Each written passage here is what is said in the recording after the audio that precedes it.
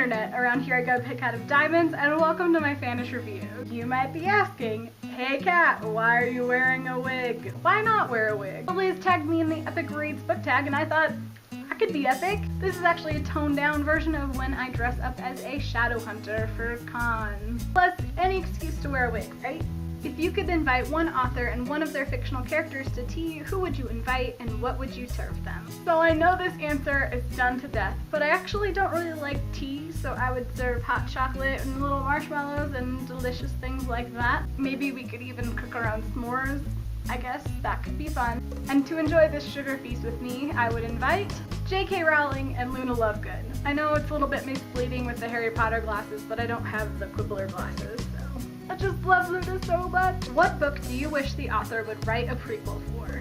For this, I actually chose The Hunger Games because later on in the trilogy we meet and get some background on other surviving tributes, but we fall for them and it just makes me want to know more about Haymitch and Finnick and Joanna and Mags and etc, etc, etc. I want to know more. And so hard to read about some of these Hunger Games, like, I just want more. Which two characters, not from the same book, do you think would make a good couple? Since my favorite couples aren't the ones who have to fix each other, but actually find a spark in meeting the other person and then fix themselves, and then they kind of like fix themselves together but separately but grow together, does that make sense? Oh my gosh, just move on, Kat. I would pick Savannah from the Secret Diamond Sisters trilogy and pair her with Isaac from The Fault in Our Stars. Okay. Bear with me. Spoiler, spoiler, spoiler alert. By the end of The Fault in Our Stars, Isaac has lost both eyes to surgery and cancer and is like really not doing well with his personal life. I mean, he's got a wonderful friend in Hazel and he's got his family, but he's afraid that no one's ever going to love him for him. He's such a great character. I loved him as a side character. And then there's Savannah, who has still so much growing to do. I've read books 1 and 2, they're out, and then the third one comes out later this year. And in the first book, I could not stand her. And in the second book, I just liked her so much more, even though she has so much more growing to do.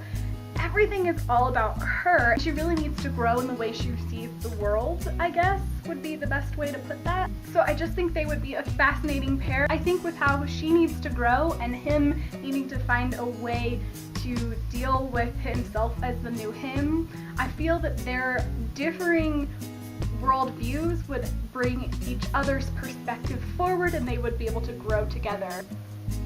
If you ran into your favorite author on the subway and could only say one sentence to them, who is it and what would it be? So many people pick J.K. Rowling for this, and if I ever saw her, I would absolutely thank her. She gets it a lot, I'm sure. However, I was a huge reader when I was younger. I love to be read too. I have a huge collection of children's books, but before secondary school sucked the life out of me. Growing up and growing into middle grade books, I loved series books. I have so many Sweet Valley High books still. I loved Replica, but Animorphs. I don't have them anymore, but I loved Animorphs so much. K.A. Applegate really just opened me up into this wonderful world of science fiction and fantasy, and ever since I've loved science fiction and fantasy. What book made you a reader and why? I kind of already went through that. I've been a reader forever, and before the soul-sucking high school curriculum that drains all passion of reading from all secondary students. Not that I have any strong feelings of the way literature is taught.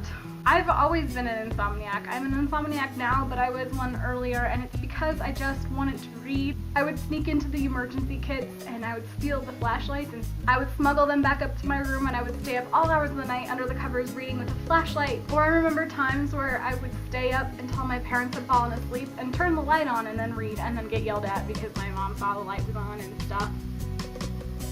And since I can't really pick one book in particular, let's throw it back to Lies in the Attic by Shel Silverstein. Incendio! Your bookshelf just caught fire. Show us the one book you would save. Oh, this one is so hard. These two books, for different reasons. This is my signed copy of The Fault in Our Stars. There's an entire video on my personal channel that is all about hunting down the Hanklerfish. Additionally, inside this book, I keep my signed by Will Wheaton Munchkin card, And all but one of my Harry Potter books come from the collection of one of my late best friends in university, and he had 6 of the 7 Harry Potter books, and this is his edition. and it is so gorgeous. It's a beautiful collector's edition. It's just falling apart, so I don't actually read this edition. Which dystopian world would you want to live in if you had to choose one, and why? Oh, this one is so hard. I definitely wouldn't want to live in the Hunger Games. I would not want to choose Divergent. I'm currently reading Golden Sun, which is the second book in the Red Rising Trilogy. I don't know if this qualifies as dystopian, but we're gonna go for it. It's so far in the future that everybody is living in space. All these other planets have been colonized, covered in cities. And the class system is set up by colors, as you can hear in the red and the golden. Since I'm choosing this world, I'm choosing my color, and I would pick violet. The violet class is the entertaining class. If I had to live in a kind of shitty society, at least I'd be happy with my job. What is your most epic read of all time? This one is so difficult because you have to just pick one. And while I don't know if I'm allowed to pick a series, and if I did, it'd be Harry Potter. Since I've already said The Fault in Our Stars, it is my favorite standalone, but it's been included in this tag already. I don't know if it's cheating, but I'm gonna go with Spring Awakening.